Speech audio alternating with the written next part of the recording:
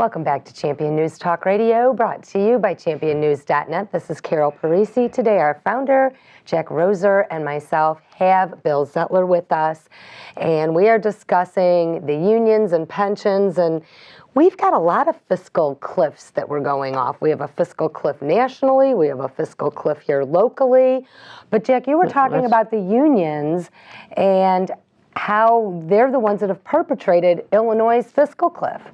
Yeah, the unions, particularly the IEA, that stands for the Illinois Education Association.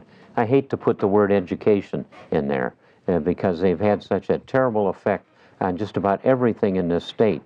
They are a division of the NEA, which some time ago called it the National Extortion Association. These folks are behind the debacle that is the present state of Illinois, that is the most crooked and the most broke of any state in the Union. How'd that happen? It's because the union takes dues from the teachers of approximately $1,000 a year, average. And that totals up to $130 million a year, comes out of the teachers' pay into the stinking union that is spent largely on politics. The Beck decision at the Supreme Court level said that 80% of that $130 million, 80% of that is for nothing but politics, and the teachers should not have to pay it. It should be returned to the teachers on their request. 80% of teachers' union dues go to political work. That's about, in Illinois, $100 million a year. That's where the teachers can request that back if they want to. Yeah, but there's a side issue here. People think Republicans are the rich ones. No, forget it. Obama's got the richest friends there are on the planet, and so does Madigan. It's not only the trial attorneys, but it's the IEA. I call them the stinking IEA teachers union because they've deserved no respect for what they've done to the state of Illinois. But there's $100 million a year comes out of the paychecks of the good teachers and gets fed by the unions into propaganda and politics. And Madigan can outspend any Republican on the planet with the money that he gets from the trial attorneys and principally from the stinking IEA union. $100 million is a lot to play with. $100 million. Michael, I know you're chomping at the bit to say something. I am chomping at the bit because our communities and our schools have been taken over and the unions have installed their own folks. So, and those three or four elected positions on the school board, those are supposed to be people that represent the community. But the unions are installing their own folks and they're representing the union. And so our communities have absolutely no representation. Now, I have this book that I took out of the library. I'm not going to mention the name of it, but it's The Other Side. This is about unions. And here's what they're telling people. In the battle between corporate power and union resistance, propaganda has played and continues to play a key role. They talk about the corporate propaganda, including the public's view of unions. And they said they are used to hurt unions and hurt the quality of American life. Well, the reason the unions say that is the union is in business itself. Yeah, don't get kidded about this. Just because they're a union doesn't make them sweethearts for everybody. The fact of the matter is they get paid, the people that run the unions get paid a hell of a lot more than the teachers do, and they keep the teachers into the act by paying them outrageous salaries and promising them pensions that Bill has shown you. Teachers are never going to get the pensions because this stinking union that they've got, the IEA, has already fixed it so that the rules governing the pensions put them into such a stratosphere that they can never be paid. So you're whistling Dixie teachers if you think your stinking union is working for you. They're working against you.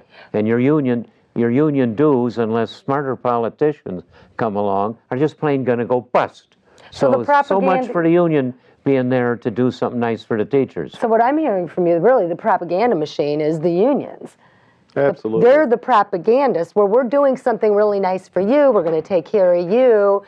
don't go with the big, corporations or anything like that. Now, there's a difference between public sector unions and private sector unions. The public sector unions are on taxpayer dollars. Private sector unions are on corporate profits, correct?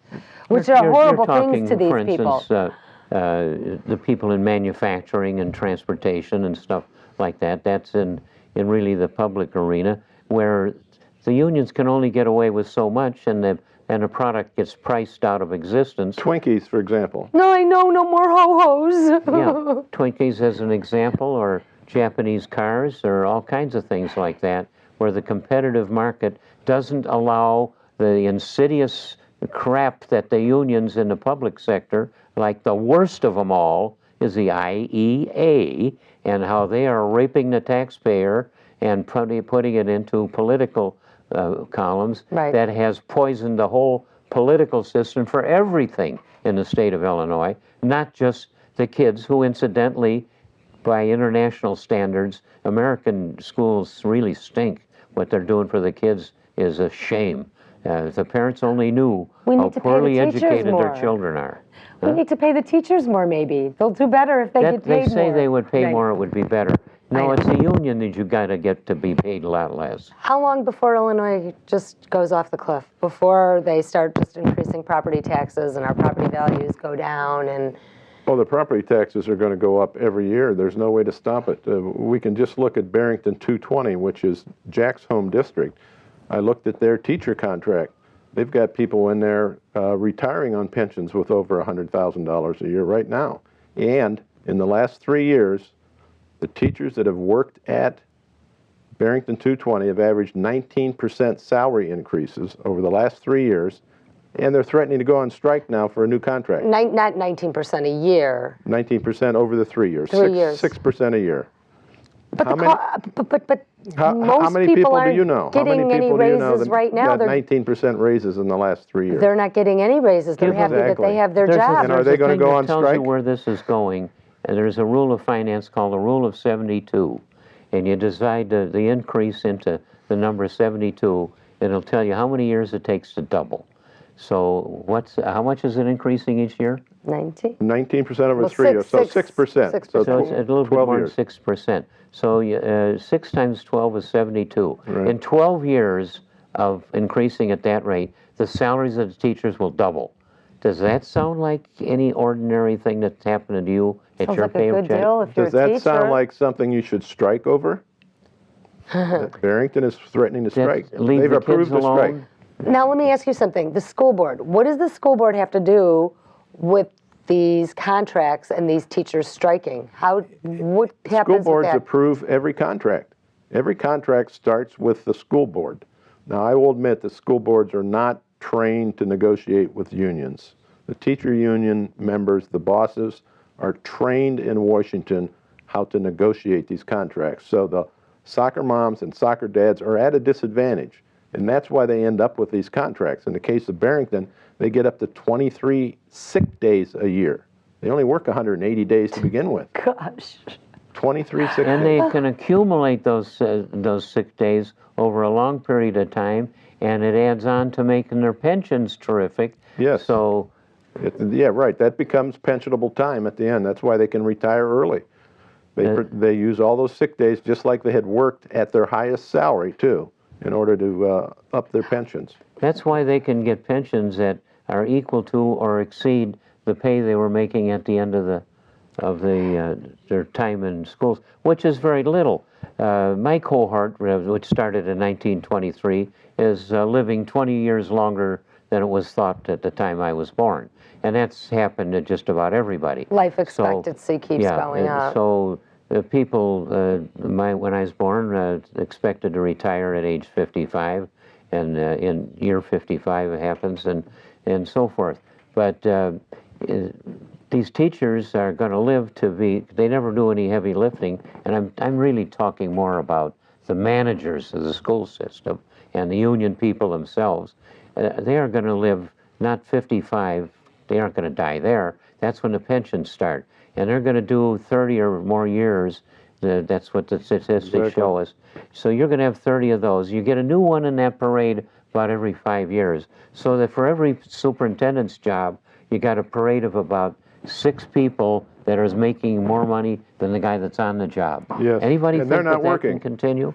Well, you know what? We need solutions. We need solutions. Let's hear more about solutions when we come back after the break. And I'm looking forward to talking to you again, Bill, about some solutions.